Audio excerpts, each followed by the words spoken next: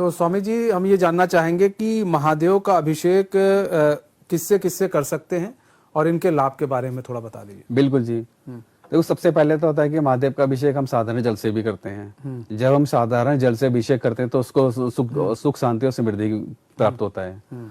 फिर आता है जी केसर से भी अभिषेक कर सकते हैं हम। केसर से जब हम महादेव का अभिषेक करते हैं तो शिव कृपा हमें विशेषकर मिलती है।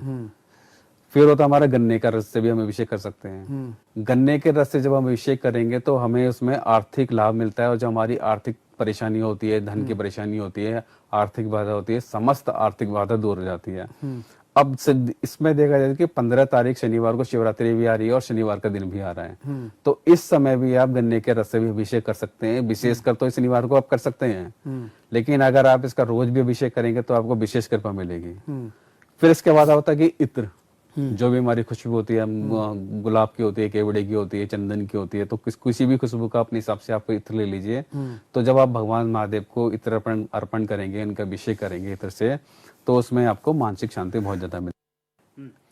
फिर आता है कि हम कच्चे दूध से दूध का अभिषेक करते हैं।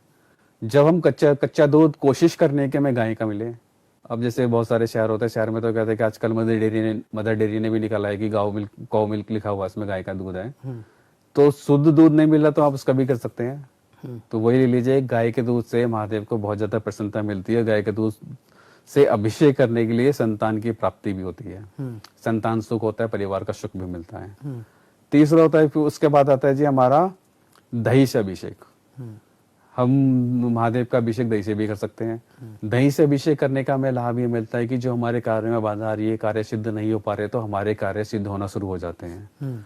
फिर होता है हमारा घी से अभिषेक, देसी घी। देसी घी में तो आपको ले लीजिए, जो भी है कोशिश कीजिए कि गाय का देसी घी मिल जाए, क्योंकि गाय का देसी घी हमारा शुद्ध माना जाता है और गाय की देसी घी ही पूजा पद्धति में हमारा चलता है। तो गाय के देसी घी से हम जब महादेव का अभिषेक करेंगे तो उससे हमारी सेहत में जो भी हमारे रोग दोष होते हैं, सारे होते हैं, सेहत में खराब होती है, बीमारियां लगी होती है, वो सारी बीमारियां खत्म होती है और हमारी सेहत उससे सही रहती है। फिर आता है कि चंदन से अभिषेक, कि महादेव का जो अभिषेक होता है सावन मास में भी चंदन से भी कर सकते हैं। तो इसमें सुख शांति की प्राप्ति होती है। जो आपके घर में सुख होता है, शांति मिलती है, आपको आध्यात्मिक सुख और आत्मिक सुख भी आपको दोनों प्राप्त हो जाते हैं। फिर होता है इसमें शहद।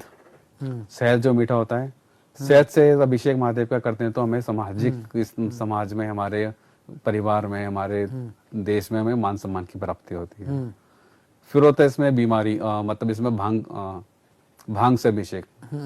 कहते हैं कि भोलेनाथ को भांग धतूरा बहुत प्यारा है। जब हम भांग घोटने के बाद भांग से महादेव का अभिषेक करते हैं तो जो भी हमारे शरीर की लंबी बीमारी है, जो भी बीमारी समय सही नहीं हो रही, तो वो सारी की सारी बीमारी हमारी खत्म हो जाती है।